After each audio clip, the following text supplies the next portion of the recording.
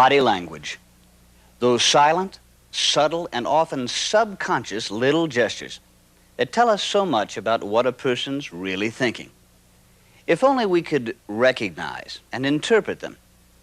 Admittedly, some of these gestures or signals are not so subtle and are easily interpreted.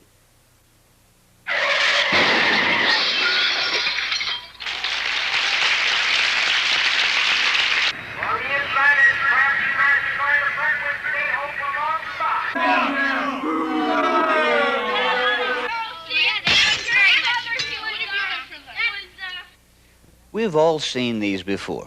We knew exactly what they meant, even though no words were spoken. But what about signals that aren't so obvious? For example, you're trying to convince your supervisor to give you a raise, and you're pleading your case with great vigor and detail. Then suddenly you see him do this. Should you continue talking or let him get a word in? Should you press on with your argument or change your tactics? Are you winning your case or losing it? Well, now what if he does this? Or this? All of these signals have definite, specific meanings that reveal a person's innermost feelings. Now, this tape will help teach you to recognize and interpret certain basic body signals that are an everyday part of our lives. So what good is this knowledge? Well, feedback from body language can give you an immediate indication of what a person is thinking, and recognizing and interpreting body signals will give you an opportunity to change, to be more aggressive, or to do something different in order to bring about the results you want. And most importantly, a knowledge of body language helps you to better understand yourself and others. Now, in many ways, our body language is clearer than our spoken language because we don't always have complete control of our body. You see, our body tends to react spontaneously, and its movements can't be disguised nearly as much as words can. And that is the key to recognizing body language. The body reacts spontaneously, suddenly, to something that was just said or done. This body reaction reveals itself often subconsciously as a body signal, indicating varying degrees of positive or negative feelings. For example, blushing is an uncontrollable body signal. Now, if you were embarrassed by something that was just said, you would blush immediately instead of blushing much later. And therefore, recognizing body signals the moment that they happen and relative to what was just said or done is the key to evaluating what they mean. Now, recognizing body signals is one thing, interpreting them is quite another. For example, is this man deep in thought, or does he have a headache? Is this woman defensive, or merely comfortable? Is this man expecting something, or does he just have cold hands?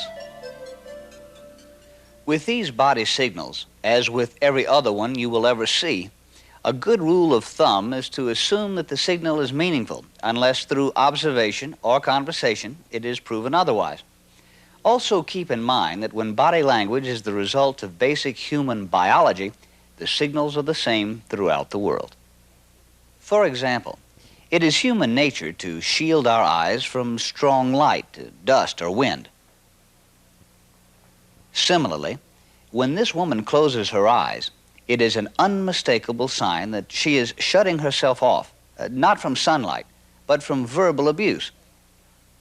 In effect, she is saying, "Enough, I hear you." On the other hand, when body language is the result of social customs, the signals are different from one culture to the next. For example, the downward glance tends to be a sign of submissiveness in Western cultures, but in some African cultures, it is a sign of politeness. Now, before we get into the specifics, let's take a look at the parts of the body that are most responsible for body language. Oh, by the way, you'd better forget about that raise. All of those signals that we showed you earlier were negative. We'll find out why a little later on. Right now, let's head on over to the Body Language Laboratory.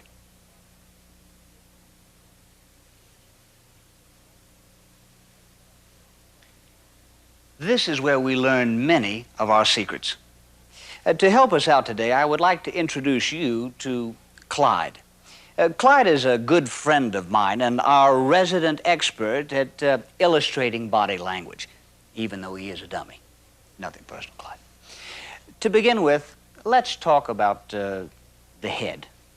The head houses most of our sense organs and is easily the most expressive part of our body and is therefore the most important part in our body language. When talking, we look at the other person's face and specifically at the eyes more than any other part of the body. But also when and how a person touches various parts of the face is equally significant and, as we will see, can reveal a lot about that person's true feelings. The neck supports the head. It is a pitifully weak and vulnerable part of the body, but critical nonetheless, for it houses important arteries, vocal cords, and so forth. Now, biologically speaking, protecting the neck is critical. Imagine, if you will, how predatory animals go for the kill by lunging for the neck. Now, we humans have retained a bit of this defensiveness about our necks, and therefore body language associated with the neck is usually defensive. When a person suddenly hides his neck with a shrug, or lowers the head, or places their hands under the collar, well, these are sudden defensive positions that reveal moments of uncertainty. Now, the arms, on the other hand, are strong and mobile. Now, they're used to defend the body. This is certainly a protective, defensive posture. However, when the arms are suddenly raised behind the head, the defenses are opened up. This is a power signal revealing confidence. This guy is definitely in control of the situation. Now we come to the hands and fingers. Our body's most sensitive tools. There are thousands of nerve endings here, making it possible to experience much of the world merely by touching it.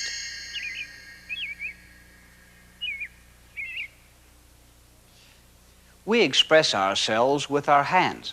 We open our hands, we clench our fists, we point to things, we shake hands. And all of these gestures play an integral role in body language. For example, a clenched fist is a weapon that humans have used since the beginning of time. With our fists, we grasp things very tightly.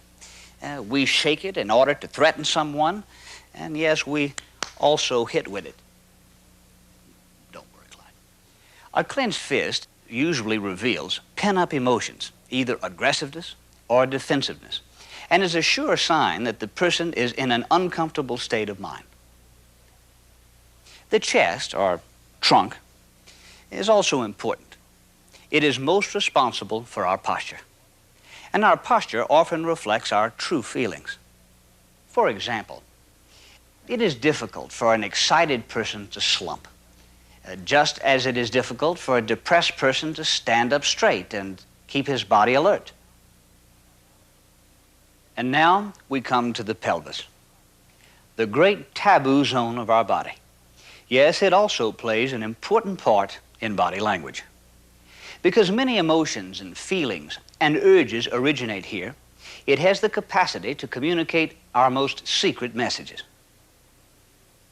Holding a briefcase in front of your pelvis, shielding this vulnerable area, may reveal your momentary insecurity and discomfort. And finally, we come to the legs and feet. In the language of body movement, these are the chattiest, most irrepressible speakers. As you know, they are about as far away as you can get from the head. And that's important, since we tend to be preoccupied with a person's face and upper body. More than any other part of the body, the legs and feet tend to be very blatant with their expressiveness. They subconsciously do pretty much whatever they want to. For example, when sitting, the position of the legs can be very revealing. Although this person looks relaxed and confident, The crossed legs form a barrier which may indicate increased tension. And this woman's pretzel-shaped legs show that, inwardly at least, she's a nervous wreck. So it is fairly obvious that every part of our body, from head to toe, is an accomplished speaker in the silent, spontaneous rhetoric of body language. Thank you, Clyde. It's been a pleasure.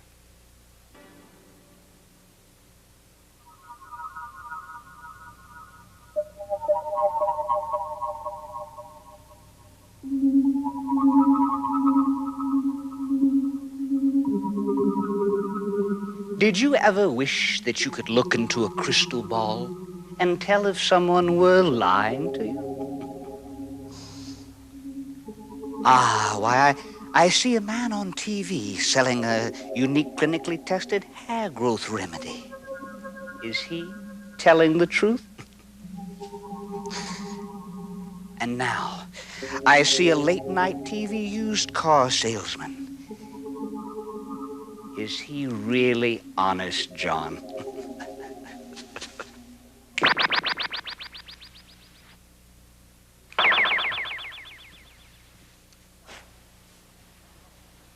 Body language is probably the closest thing we have to a crystal ball when it comes to telling if someone is being truthful with us or if they are stretching the truth.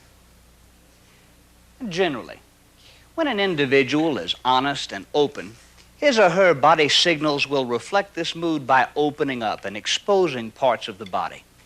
But when a person is hiding something or is defensive, the body signals consist of covering up parts of the body. For example, the next time someone is talking with you, look at their hands. The palms of the hands are much more sensitive than the backs of the hands. During conversation, exposing the palm to the outside world shows openness and trust. The back of the hand protects the palm.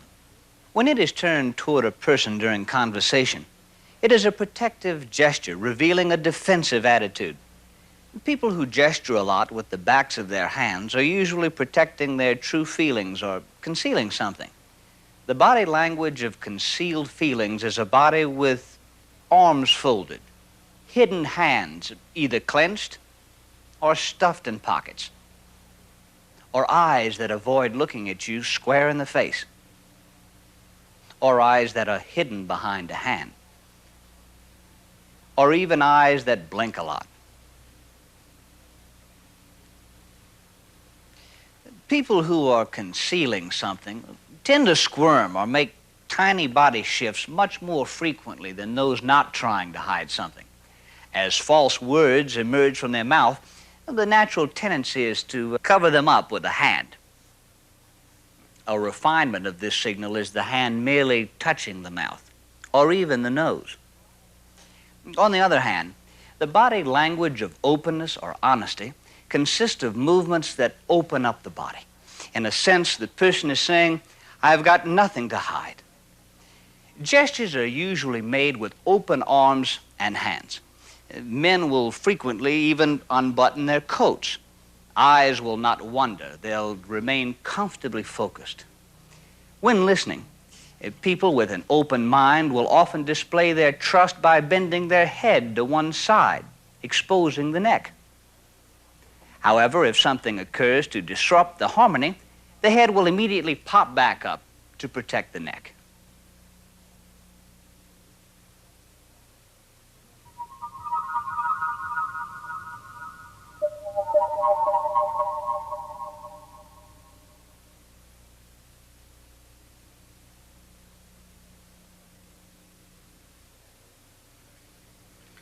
Whenever you suddenly see a rhythmic pattern like this drumming of the fingers, it's a pretty good sign that the person is just plain bored. There are variations on this theme, but they all mean the same thing.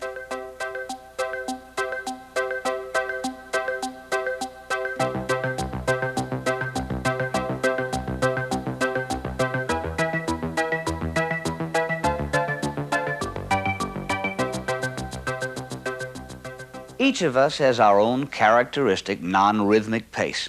The way we walk, the way we talk, that helps define who we are. This self-involved rhythmic behavior, however, is an outward sign of an internal conflict. For whatever the reason, the person is now more involved with himself than with you. You've lost their attention, and it's time to start thinking about how you're going to get it back. And how do you know when you've suddenly regained their attention? Aside from the fact that the finger drumming stops, there are several key signals. The most obvious is that an attentive, interested person will usually look you in the eye with an occasional nod of the head, which says essentially, "Yes, I understand." Certain eye movements also reveal attentiveness. For example, if the person you are talking with suddenly looks up and to his right, this is a positive signal. He is probably envisioning something you've just said as being of future benefit to him. If he suddenly looks up and to his left, this too is a positive signal. He is probably applying something in his past as an example of what you just said. Think of these eye movements as though you were reading a book. As you glance to the right, you are looking on, looking to the future. And as you glance left, you are looking backwards or to the past. Here are some other signals of attentiveness. When a seated person suddenly leans forward, it's a strong indication that the person is interested in what you're saying. And if a person leans forward and puts their arms on the table, then you know that person is in the palm of your hand.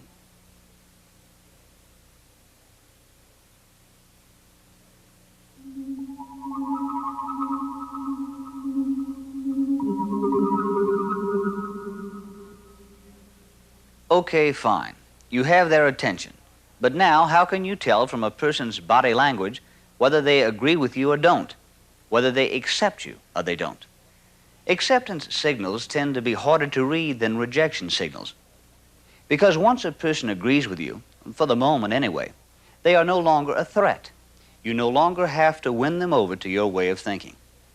Then you become more involved in what you're saying and less observant of the signals the other person is giving out. Learning to recognize acceptance signals is equally as important as recognizing rejection signals. One tells you to continue your approach, the other warns you to change it. For example, if a question is asked and a person responds with silence, this can be a positive signal. It indicates that the person is weighing all the options before making a commitment.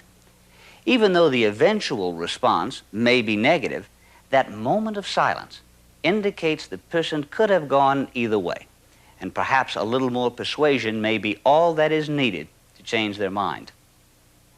Many acceptance signals are similar to attentiveness signals.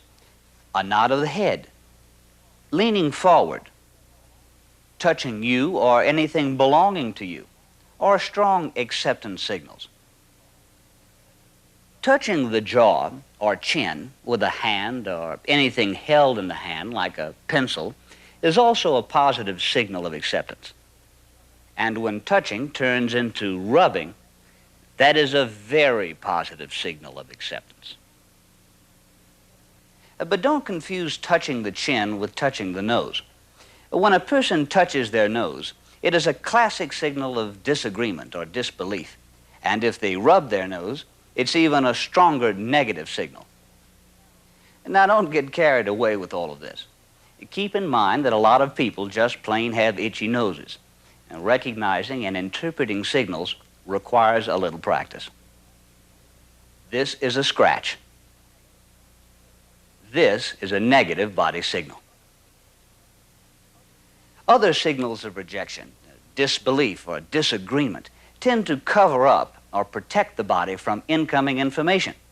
Suddenly touching or covering the mouth, covering both the nose and mouth, or folding the arms, are signals of rejection.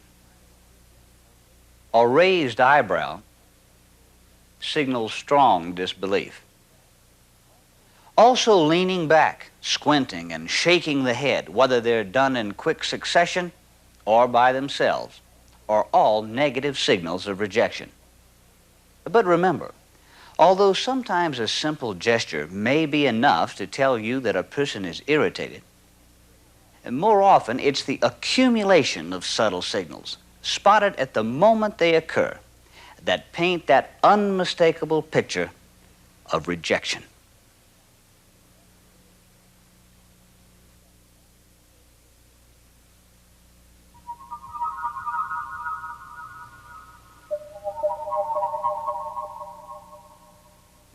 Excuse me. Excuse me, please. Thank you. Excuse me, please. Excuse me.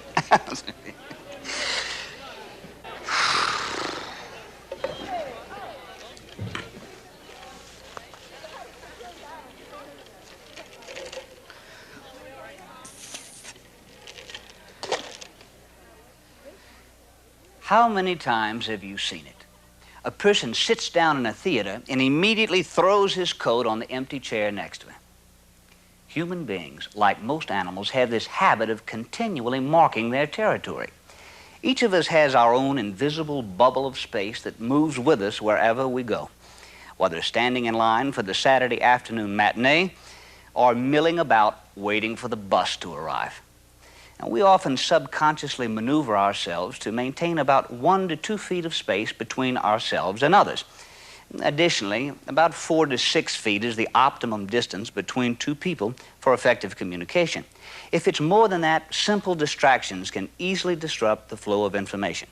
If it's less than that, it becomes unnatural and uncomfortable and threatening. Now, behavior associated with this territorial space is a result of our survival instinct. To invade our space is threatening. To claim more space is aggressive. Body language associated with increasing a person's territory or invading the territory of others reveals confidence, dominance, superiority, even arrogance.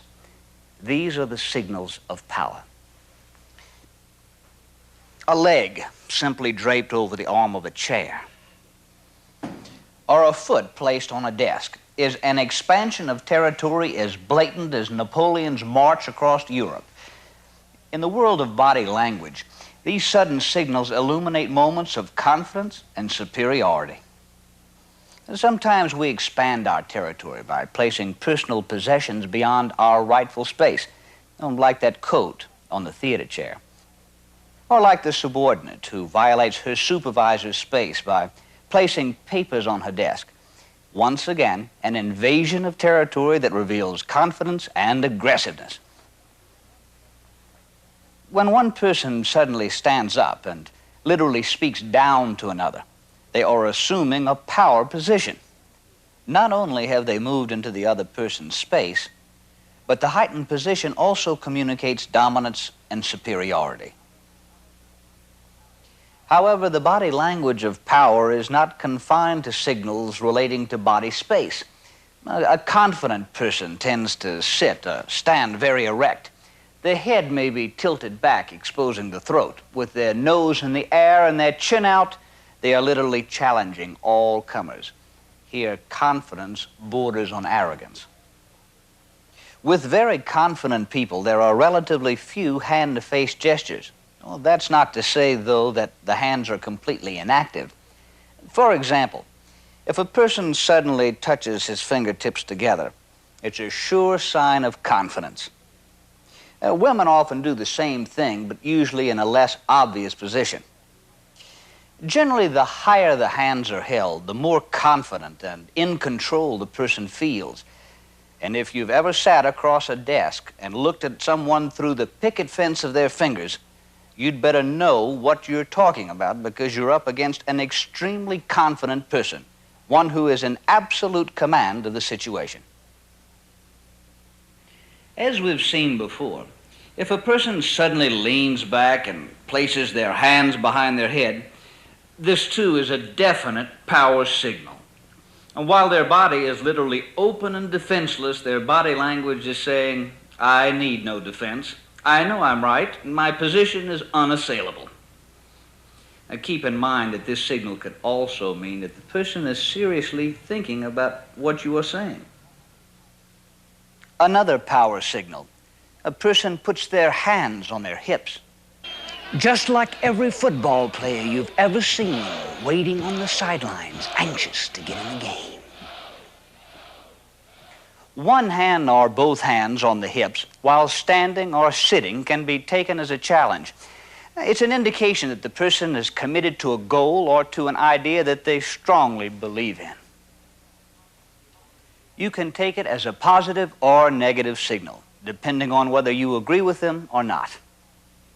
All of these power signals, signals of confidence, dominance, superiority, and arrogance, although usually done subconsciously, can often trigger feelings of confrontation, protest, and aggression.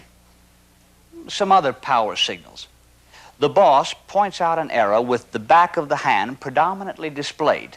There is no room for negotiation here. Or the seemingly friendly pat on the shoulder. When the gesture is from above, it could mean stay down right where you are. When a person suddenly cracks his knuckles, this too is an aggressive, even arrogant signal. As we have seen, many of these power signals commonly occur in the workplace and often take place between supervisor and subordinate. And it used to be so simple to tell one from the other. The supervisors were older men. The subordinates were young men and occasionally women. But these days, you can't tell the players without a program, especially since more and more professional women enter the workforce and rise to positions of authority. Admittedly, it's often difficult for women to deal with the time-worn prejudices that men have had toward them, that a woman's place is in the home, or women have no head for business. In the workplace, women can help counter many of these prejudices by consciously using powerful body language and by avoiding sending unintentional signals. Well, the next section of this tape is directed to the women in the audience. There are 3 general rules for more effective professional communication. Rule number 1, stand and shake. If in a professional setting, the men stand when a visitor arrives, you women should too. And if there's a hand to be shook, shake it. Ah, yes, shaking hands. That age-old gesture that says, we come bearing no arms. We come in peace. This simple gesture has been the domain of men for generations. It gives that first all-important impression of what the person connected to that hand is like. And in this day and age, women should not pass up this handshaking opportunity to make a statement, to assert their equality, and to show that they are a force to be reckoned with. Oh, incidentally, fellas, if the situation dictates a formal greeting, don't wait for a woman to offer her hand first. Rule number 2, be aware of the signals you are sending out and try to eliminate as much as possible those signals that emphasize your femininity. For example, an erect stance reveals confidence, and comfortable shoes are important to achieve this positive, confident posture. However, standing for long periods in uncomfortable shoes often causes you to shift your weight back and forth. And be aware that this shifting may be interpreted as indecisiveness. Also, be aware that to stand comfortably in high heels, it's often necessary to lean back slightly, which is fine. Unfortunately, when you lean back, something's got to go forward, or else you're going to fall flat on your ass. So what is it that goes forward? Your pelvis. A protruding pelvis can mistakenly signal that you are open and receptive to a sexual advance. Remember that comfortable shoes can save your back and your credibility.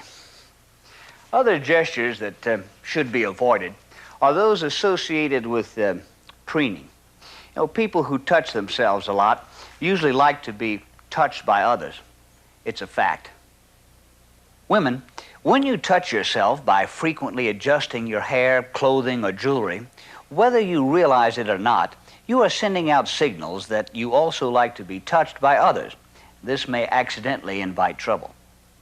Now, on the job, when men touch women, though it may be completely innocent, it could also be a subconscious invasion of territory that reveals a superior or patronizing attitude.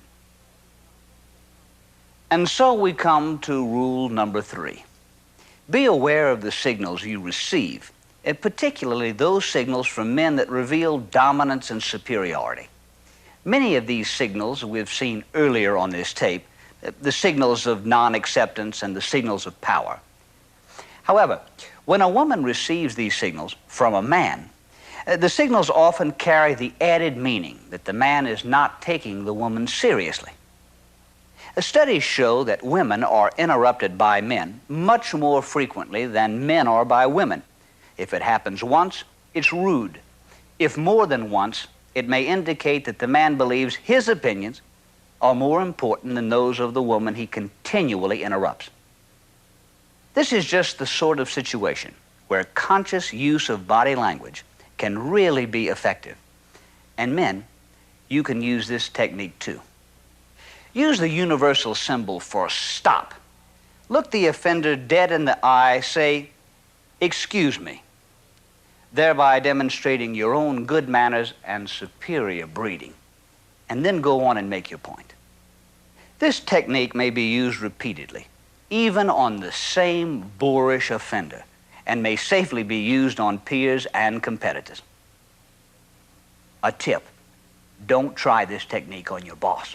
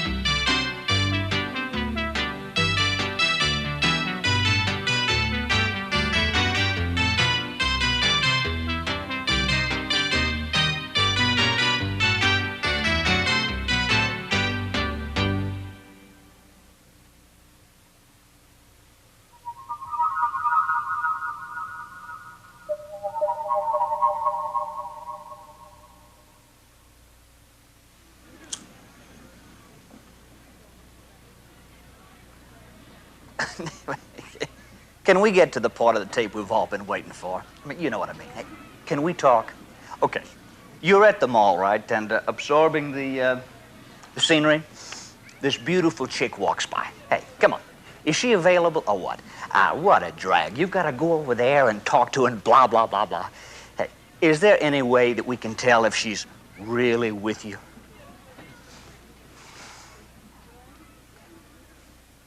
You bet there is. Both men and women who are looking for social contact have their own set of body signals that to the trained eye are unmistakable. Well, even the way you first look at someone can be very revealing. For example, whenever two people meet, no matter where it is, in an office, in the street, in an elevator, the first thing that happens is they look at each other. Between strangers who have no intention of starting a relationship, this ritual glance lasts only a moment. long enough to acknowledge the person's existence, but not so long as to make the other person uncomfortable.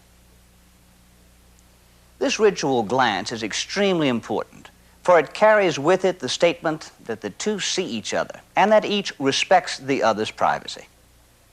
If, on the other hand, this glance lasts a bit longer, it opens up a whole realm of possibilities and could signal the start of a relationship. Okay, so we've made eye contact. What's next? How about a person's posture? The posture of people who are poised and ready for social contact will usually be erect. Now, slumping and sagging will miraculously disappear. Preening gestures will increase. Both men and women will straighten their hair and clothes, whether they need fixing or not. And you can bet that they'll glance into every available mirror that they pass just to make sure that everything is perfect. And in social situations, even the way a person sits can be a veritable encyclopedia of information. A woman will often slowly cross and uncross her legs in front of the man she's interested in. Her foot may be moving, but not in the rhythmic motion of someone who's bored. Now, this time there will be a definite arch to the movement. A man may extend his leg, subconsciously marking his territory and blocking out others. If progress is being made, the two will often position themselves so that they face each other, visually telling the rest of the world that this is a closed conversation and that visitors are not welcome. When sitting side by side, this same intimacy may be revealed by their upper bodies facing each other. Their legs may be crossed toward each other, forming a common barrier against everyone else. If things are going well, there will be a lot of smiles, of course, but look for the broad, genuine smiles with teeth exposed. If during the conversation, either the man or the woman suddenly tilts their head, it shows that they are interested in what was just said. Now, this gesture is also used to impress a person, to sort of show off their good side. If a person suddenly looks down and to the left, it often means that, for the moment, the person is seriously thinking about what was just said or proposed. Also, a lot of the signals revealing interest and acceptance that we saw before may come into play in a social situation, especially gestures with open palms. Looking you in the eye with an occasional nod. Touching the jaw or chin. Or leaning forward are all positive signals of acceptance.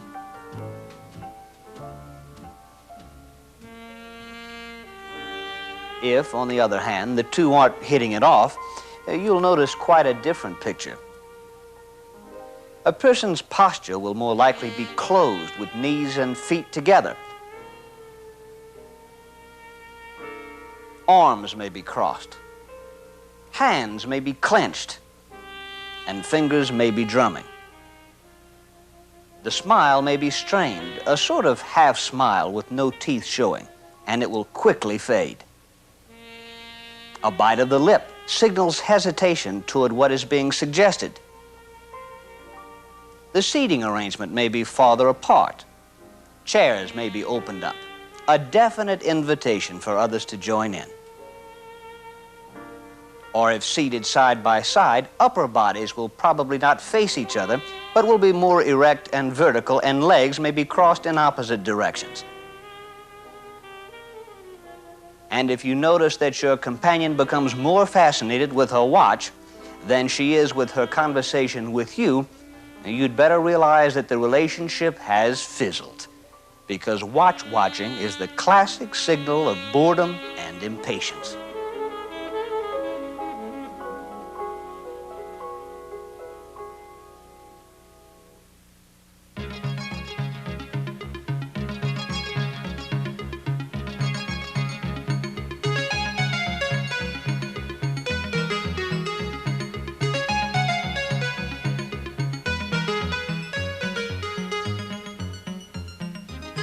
Body language.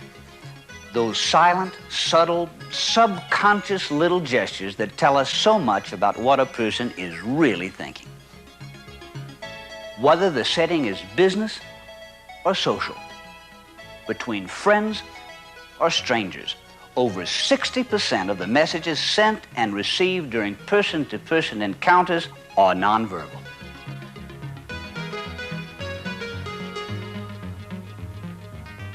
Our bodies often react spontaneously to the words and gestures of others. Therefore, recognizing body signals the instant that they happen is the key to interpreting what they mean.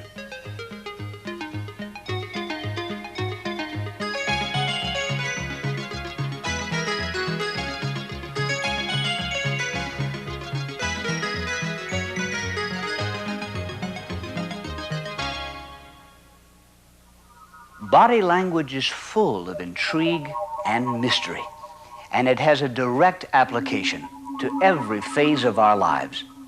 A knowledge of body language not only can help bring about the results you want, it can better help you to understand yourself and others.